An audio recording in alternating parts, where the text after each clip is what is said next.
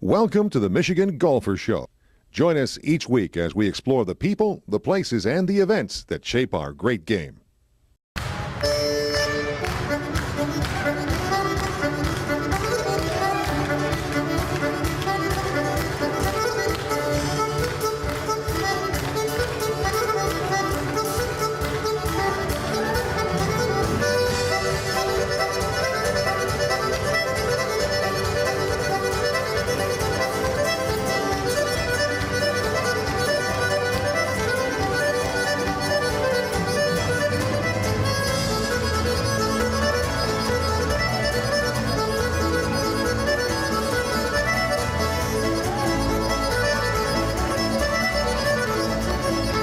Hi, I'm Susan Bairley with the Michigan Golfer, and I'm here with a longtime colleague and friend, Jack Barry.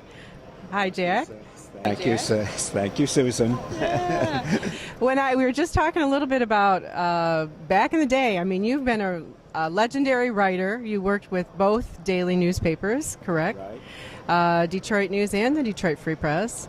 I know for when I first got to know you, you were one of the two Jacks. That's right. Barrett, Sailor, and Barry. That's right. And then you also were an officer with the Golf Writers Association of America. Well, I was president of that for a couple of years, and I was the one who got the women members into the men's locker room at the Augusta National. Hey, now that's something. That's fabulous. Thank you. Yeah. I know you've been an advocate for women for a while. You know, you're a father of daughters, as a matter of fact. Four daughters, yeah. Yeah, so you have our best interest in mind. Absolutely. and three granddaughters. Oh, wonderful. Well, I want to talk to you today about your Ireland experience. So we're going to talk some crack, as you said. That's right. And crack is a little bit different in Ireland, right? Absolutely. My friend Maybeth Fenton, who used to work for the Irish Northern Ireland Tourist Board, and then anyway, she is real big in Ireland, and she said one time, we'll have some crack. What are you talking about? No, that's just like chatting and talking and jokes and so forth in the pubs. CRAIC, correct? Well, I'm just thrilled to be talking to you about Ireland. I've had one trip to Ireland, but I know you've been there probably a dozen times. Yes. And you've golfed a lot of golf courses. About 20 or 23 links all the way around the outside of the island. And there's only then about some on the 57, inside. right? So you've right. done more than half. Right. And I love them. Yeah. Well, let's talk a little bit about your favorites. I know there are four courses that you say are kind of the perennial favorites of a lot of folks. Those are the two Royals in Northern Ireland, Royal County Down, and the Mourne Mountains in the background, fabulous, in the Irish Sea. And the other is Royal Portrush, which is on the top of Northern Ireland, and where they're going to have the British Open next year. And the British Open has been played outside of England and Scotland only once before, and that was at Portrush back shortly after the war. And since then, no.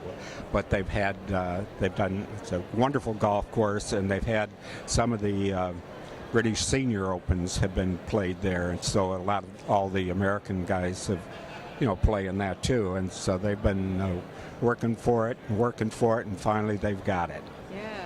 Good. And then the two other courses are Ballybunion, which is the old original, and that was the one where if anybody was going to Ireland, they had to play Ballybunion. It's like it was the only course they ever heard of. Mm-hmm. And then Lahinch. Right there, and the cliffs of Moore are right by Lahinch, and a wonderful course. It's got the Dell hole, a famous hole where you can't see. It's a par 3. You cannot see the green, so it's between two huge sand hills, and it's in this little valley. And it's a par 3, and they have a white stone that they move along the side of the front sand hill where the flag is. Behind that, from the tee, you line up like that. And we had a friend, Gordon S. White Jr. Used to work. He was the golf writer for the New York Times, and he was a little kind of arrogant, and he was an overseas member of Lahinch, and he made a hole in one, and we always said, "Yeah, sure." The caddy got the ball. You couldn't see it. The caddy got the ball and put it in. Yeah. So now, of those 4 courses, are those well-deserved reputations? Are those definitely, yeah? Oh yes, Those definitely, very much. Oh, yeah. Royal County Down and Port Rush are 2 of the best courses, in the world in golf, it's. Ireland really treats golf well. They don't like here. It's almost, I don't know. It's so different. It's like Disneyland or something like that more. Whereas in Ireland, the courses are say like simple. They don't have a lot of housing. They don't have housing all around them. They don't have. The clubhouses are small. They don't do swimming. They don't do tennis. They don't do great big parties. They do golf. So when you go to a quote-unquote resort course, it's not an American resort style. Oh, correct. Well, they don't really call them resorts over there, and even some of the clubs that I've been into, like Port Rush and Port Call over in Wales, across the water there. You go into like the men's locker room, they're just nails. There's a bench, and where you can sit down to change your shoes, and you put your outside shoes under the bench, and you put your golf shoes on, and you put hang your coat or whatever on a hook and go out. It's nothing, not like here. I mean, some of the men's locker rooms here are like, it's like the Taj Mahal or something. Right. But they go for the golf there. Yeah. Yes. And the true links course, we were talking about that the other day. What really constitutes a true links course? That it's made by the ocean, basically, and the water, the ride on the water, and over the years, why the wind and the rain, and I think you know a little bit about the rain. You got to Ireland once for the Ryder Cup where it rained all week. Yes. Yeah. But it doesn't rain all the time. However, that is why Ireland is green, and it's all the sand hills and along these courses along the ocean, and it's marvelous. Yes. So even when you have a contemporary designer like a Greg Norman come in, are they moving a lot of earth? Are they really working with the natural topography? No, they didn't. He didn't. I don't think he moved much at all. The course at Doonbeg, unfortunately, an American politician now owns Doonbeg and is trying to turn it into something of a resort. The guy is kind of anti that the environment is changing until now the ocean is creeping up more, and he wants to put a wall. That's a whole nother story. Right, he is not well regarded there. Yeah. So, but it's just so much fun to play those courses and to go up and down and in and out of the mounds, and it's just natural. It's the way golf was meant to be. So in addition to the big 4 that we already mentioned, what are some of your favorites?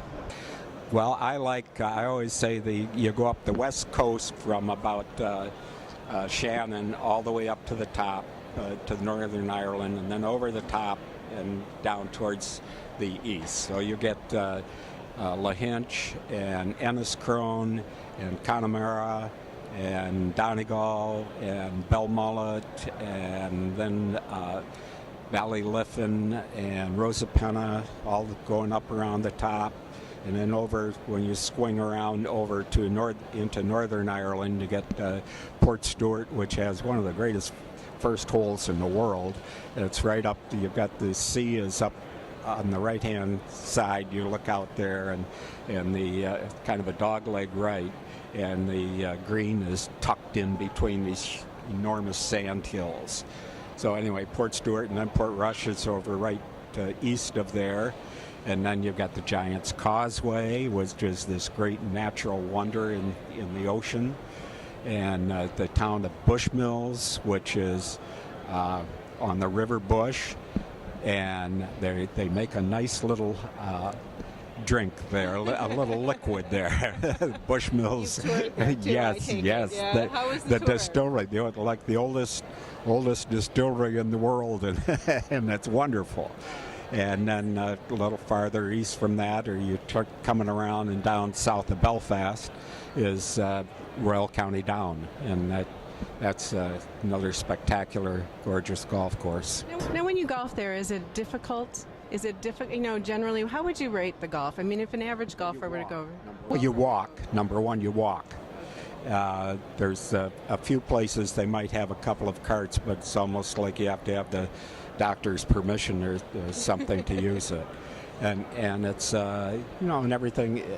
They're not like resorts here where they're selling real estate. While you have a green and then you go maybe God knows how far on a cart path over to find the next tee. Well, they're at the green, and then the tee is right close by. You know, it's.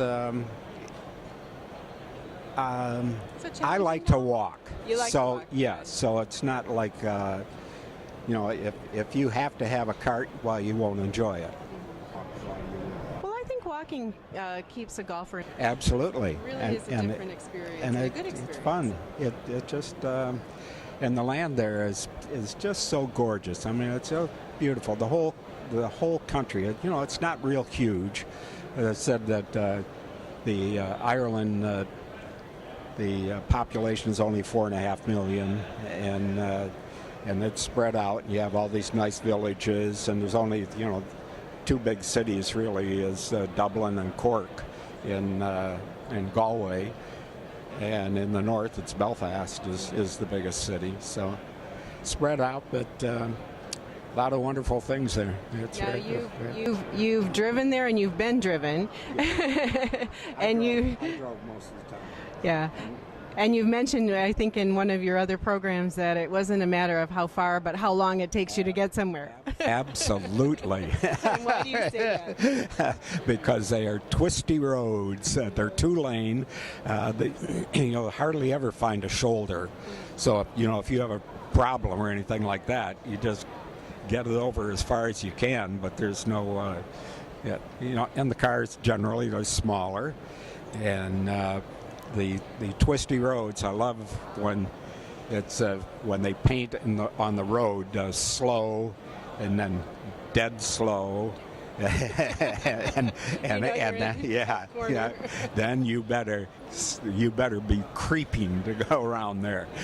Now, what about accommodations? You probably have stayed in all kinds of places. Good. There's a lot of B&Bs, and they're big on small hotels. I've stayed in very, very nice places. I've never had a problem. They're not big Hiltons or Wynns or anything like that. They're just nice size hotels, and there are usually pubs attached to them, and people have a good time. And I was there the year that they banned smoking in Ireland, and which was they were a really big cigarette smoking country, and they passed a law, no smoking, and it was like you let a shade up. Wow. And everything, and they quit, and they did, and The they've whole done country? it. Yes.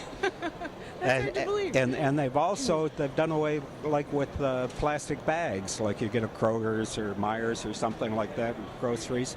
No, you don't. You take your own cloth bag or whatever. If you'd have to pay for a plastic bag, anything there. So you don't see the trash all around, on the highways and so forth, the way that we do in a number of areas. Now, you've also golfed some of the inland courses. I mean, you've done the links courses, so you've had a lot of seaside golf, also a lot of wind. Yes. Down in the south of Ireland, of course, Old Head is very spectacular, right out into the ocean, and that's down by Cork. And it was in the ocean just south of there that the Germans sank the Lusitania.